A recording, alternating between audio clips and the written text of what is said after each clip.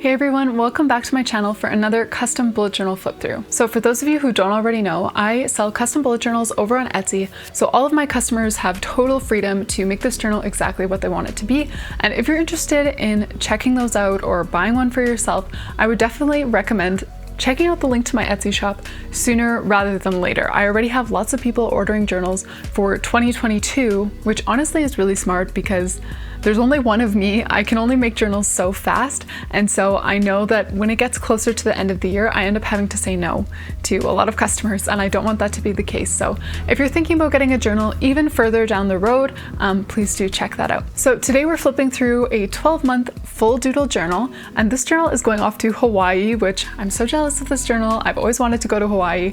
So this journal has some Hawaiian themes, which I think will be really fun. But out of all of the themes, I would love to hear from you guys down in the comments which monthly themes are your favorite. So here's the journal that we're flipping through today. It's one of the most popular ones, this gray Artist Loft journal. So I get these from Michael's. They have an elastic closure here, an elastic pen loop, 2 bookmarks, and they do have a pocket in the back as well. So like I said, this journal is going all the way to Hawaii, which is so exciting. And for the yearly themes here, I just went with a really soft color palette, a bit of a pastel theme. I used one of her favorite quotes here and just made a little title for 2022. Next, she's got her year at a glance and some goals. And then we have a future log. So I put all of the months along the top and the bottom. And I didn't do a calendar for each one just because we already have the year at a glance here. So she can write January, events, February, and so on.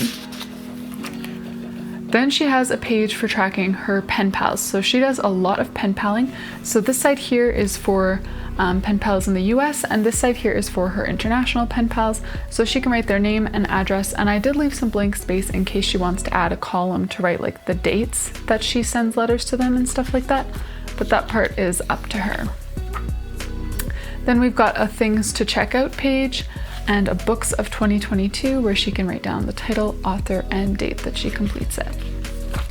So that's all for her yearly spreads. Then I left a blank page here before getting into January, and January is probably my favorite theme in this whole thing. January and February, I think, but January uses the similar kind of color palette that I used for my own June theme and also for my April theme. They're some of my go-to colors. So it's this little orange pattern. So I should say each month has a title page like this, and then a little memories page, which is the same thing that I do. And then we've got a really full sort of dashboard page with a lot going on. So she's got a water tracker along this side, a spot for notes right below the title, and then another spot for pen pals. So this is specifically for what she sends during that month. So there's the name, status, whether it's coming in or out, and then the date. Then she's got a habit tracker down at the bottom here, and then just sort of a condensed calendar here where there's still space to write a few events. And then we get into the weeklies. So she requested this weekly layout for her whole journal where the days of the week are here. And then we've got a spot for tasks, personal, and next week. So all of the weeklies look just like this, but in different colors.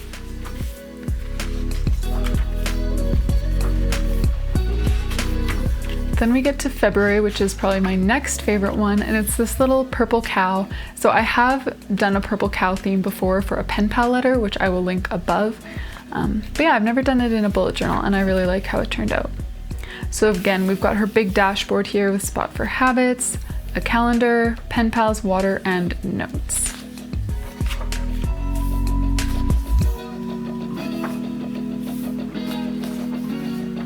For this one, some of the corners have a little cow and some just have some of those cow spots. Then we get into March. So you'll probably recognize this theme. It's my jellyfish theme. I do it all the time. So I did a purple version for her.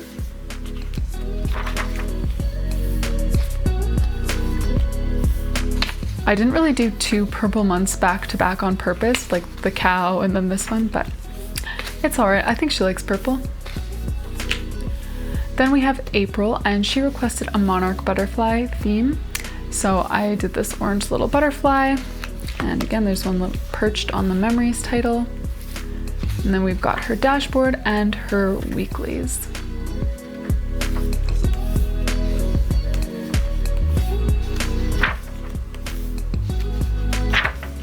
Next we have May. So like I said, she's from Hawaii, and for May she wanted a flower lei theme.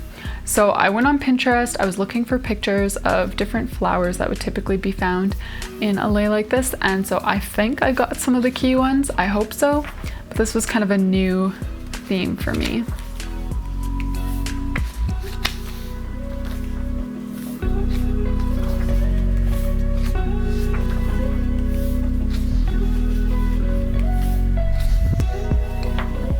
Then we have June, and June was all her idea, but it is so cute. So I've got a little snail here holding a pen pal letter, and then just some envelopes and stamps as kind of the accent doodles. So I don't know, I should have listed this in some of my top themes because I like this one too.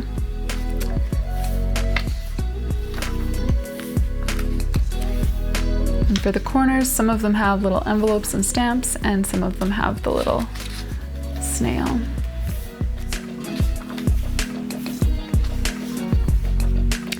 Then we come to July, and so for July she wanted this rainbow shaved ice theme, which I've never actually tried it, so I had to look for some pictures. And yeah, I used my blending brush to try to make it look more like rainbow shaved ice, the pictures that I found anyway, so I hope it turned out well.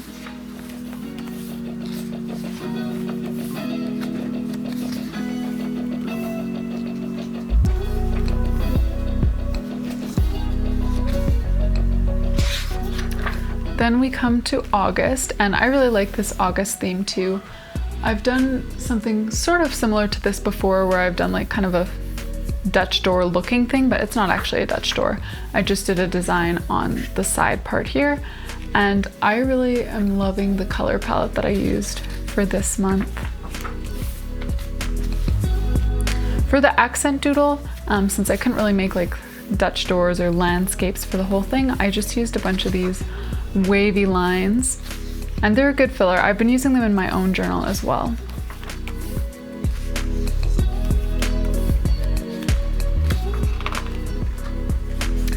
Then for September, she requested a fall theme with some leaves, and she specifically asked for a latte with a leaf cream mark in it or whatever. So that was new to me, but I do like how it turned out, and I always like these sort of fall colors.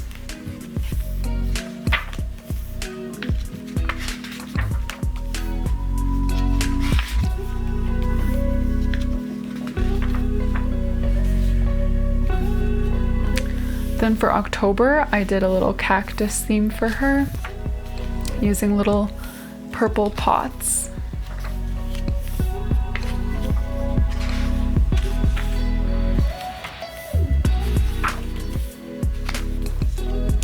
For November, I did a floral print, and I've never really done a print like this before. Usually I do more subdued floral prints and then use craft paper, but I decided to try something bright and colorful.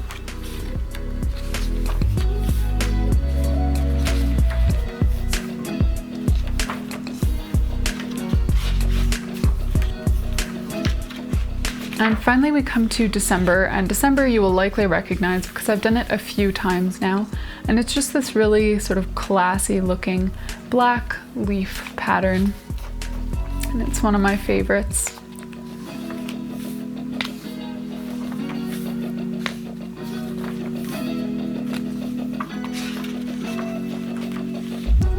And that brings us to the end of the journal. Thank you all so much for joining me to flip through another custom bullet journal. Don't forget to let me know which themes you like the best, and I'll see you guys in the next video.